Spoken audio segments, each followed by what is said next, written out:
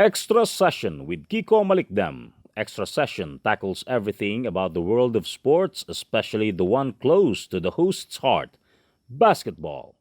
Updates, discussions, clarifications, name it, Extra Session has it. Tuwing Monday, free to listen at www.guerrillapodcast.com.ph. A Guerrilla Podcast Syndicate production. Bahay Kubo. Na-miss mo na ba ang Pilipinas? Ang dati nitong kagandahan o ang kasalukuyang itsura? Makinig na sa Bahay Kubo, ang cooking show na may komentaryo. Bahay Kubo. Bahala si Master Jojo sa pagluluto at komentaryo, pero bahala na kayo sa sahog nyo. Bahay Kubo. May mapupulot ka dito kasama ang komentaristang mahilig lang magluto, si Master Jojo. Kumusta ba mga boss? Maraming salamat nga po pala sa patuloy ninyong pagtutok at pagsubaybay at patuloy na pag-share ng ating mga broadcast via this Guerrilla Podcast Philippines. At syempre, hindi rin po kami napapagod para kayo bigyan ng mga pang-araw-araw o kaya panglingguhang mga issue na makakatulong po sa inyong matalinong mga desisyon. At syempre, alam po ninyo, dito sa Master Jojo Cooking Show na may komentaryo, hindi po namin kayo tinatanggalan ng mga Pinoy na panlasa. Lalo pa palagi tayo nagluluto, di ba? Doon po sa mga nagtatanong, totoo pong niluluto ko itong aking mga isinishare sa inyo mga recipe. Kumbaga Master Jojo recipe talaga ito. At Pinoy na Pinoy sa panlasa. Yan. Ngayon po mga boss, ang lulutuin po natin, ito, paborito to. Lalo na ng mga mahilig dyan sa mag-barbecue party. Yan. Ito pong tender, juicy barbecue. Wow, tunog na tunog pa lang, di ba? Barbecue po, pork barbecue. Yan. Huwag niyo po munang kalimutang i-share, i-like, i-follow at i-subscribe ang ating pong Guerrilla Podcast Philippines at patuloy pong pakinggan ang aming mga broadcast via this Guerrilla Podcast Syndicate.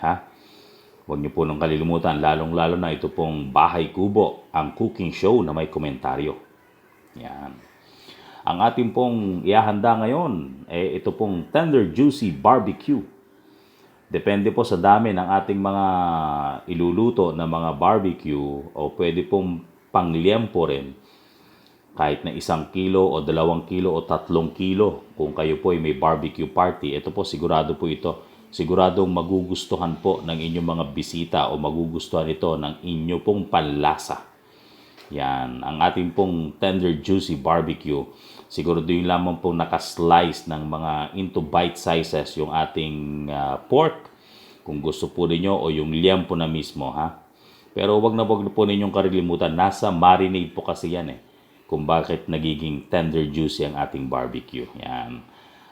Lemon, calamansi, banana ketchup, brown sugar.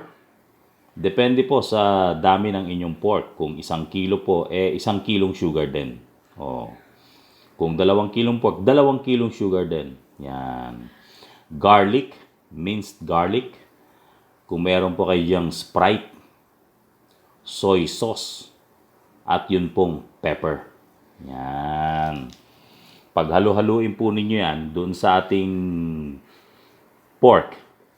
At iwan po muna natin for overnight para siguradong sipsipin ng pork yung ating pong mga marinade. Huwag pong kalilimutan, ulitin ko lamang, yung ating pong marinade, lemon, calamansi, banana ketchup, brown sugar, garlic, Sprite, soy sauce, tsaka pepper. Yan. Depende po sa dami yan. Tansyahin po ninyo, Yan. Habang iniwan po natin yan overnight, imamarinate po natin yan, paghalo-haloin po natin. Iwan po natin yan overnight.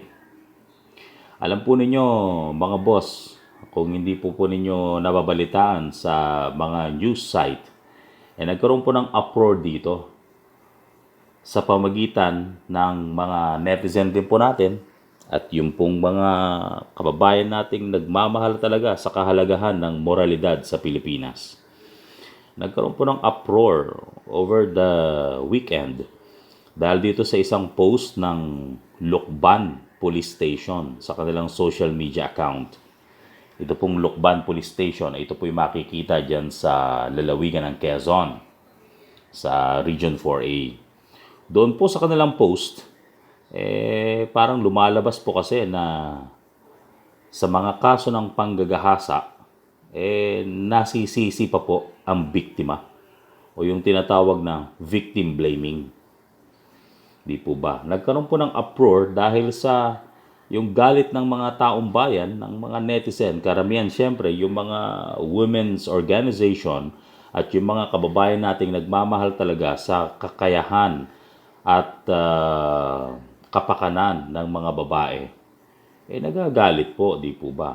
Kahit po ako po, si Master Jojo, nagagalit, siyempre. Bakit natin isisisi ang panggagahasa kung anuman ang isinusuot ng mga biktima?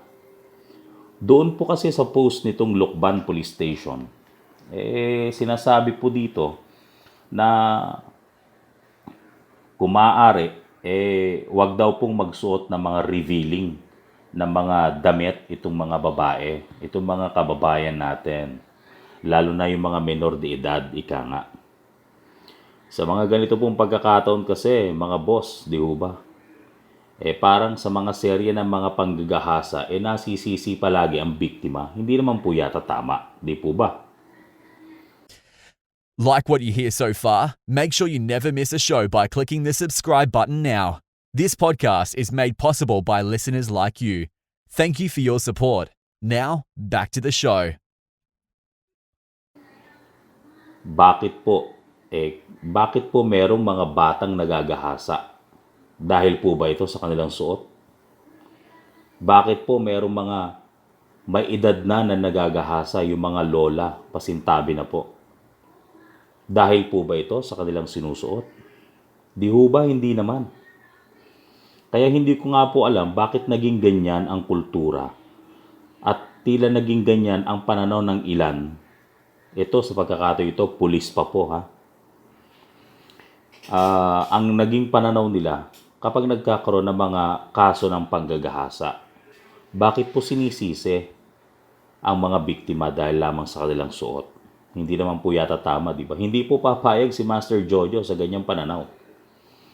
Alam po ninyo, sa isang bansa na minamahal ang moralidad tulad po ng Pilipinas at ang kakayahan, kahalagahan, kapakanan ng mga babae, hindi po tama na sisihin natin ang mga babaeng biktima.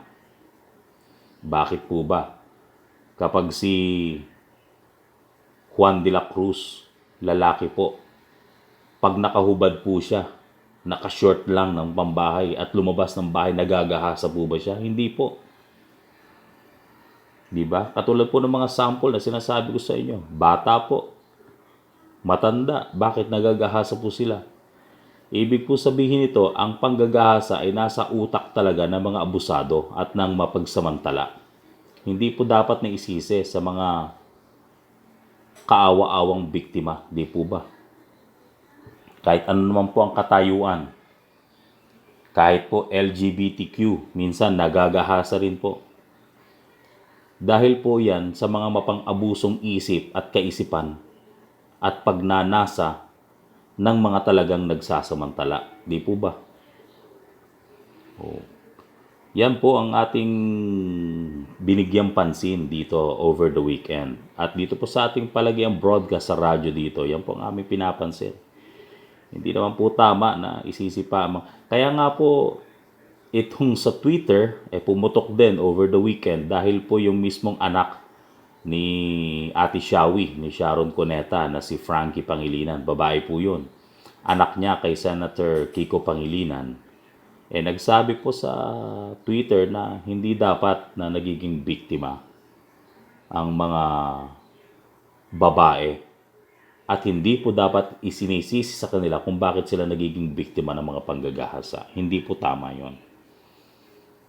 Siyempre, sinagot din siya ng isang kilalang broadcaster dito na magkakapatid ko no, na matibay, na matapang.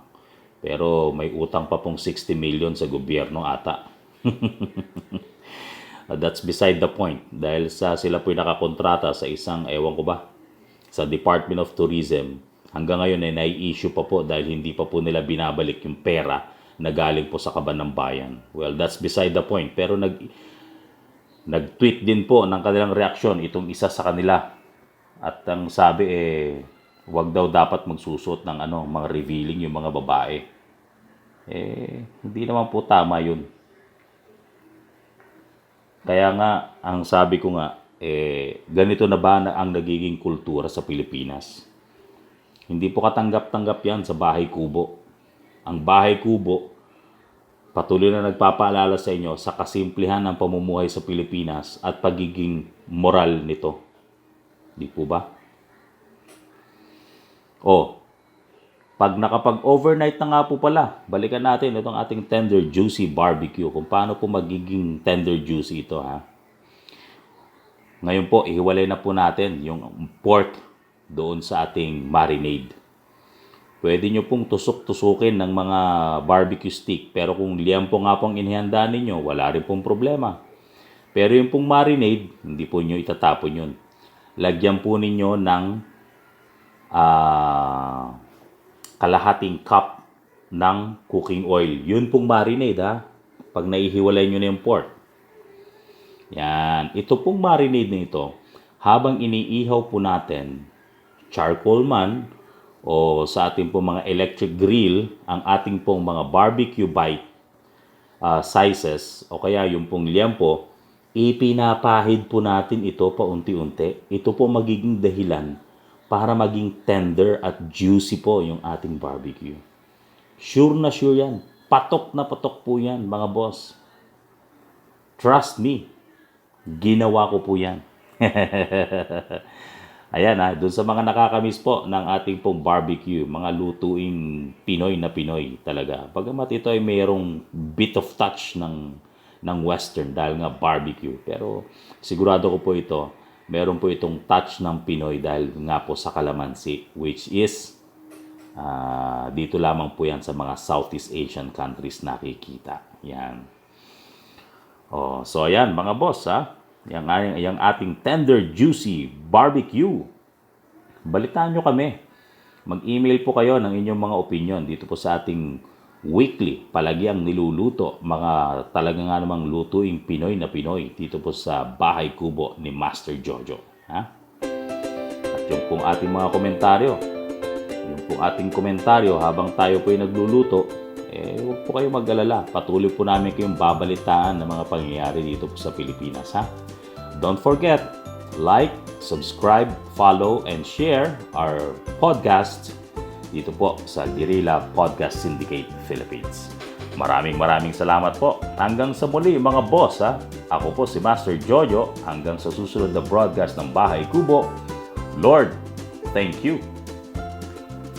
If you enjoyed this episode, be sure to subscribe so you're notified when a new episode is posted in Apple Podcasts, Google Podcasts, Spotify, Stitcher, or via RSS. While you're at it, if you found value in this show, rate and review this podcast and share it with your friends. If you have any questions, feel free to reach out to us. And if you want to know more, check out www.guerrillapodcast.com.au or guerrillapodcast.com.ph. A Guerrilla Podcast Syndicate production.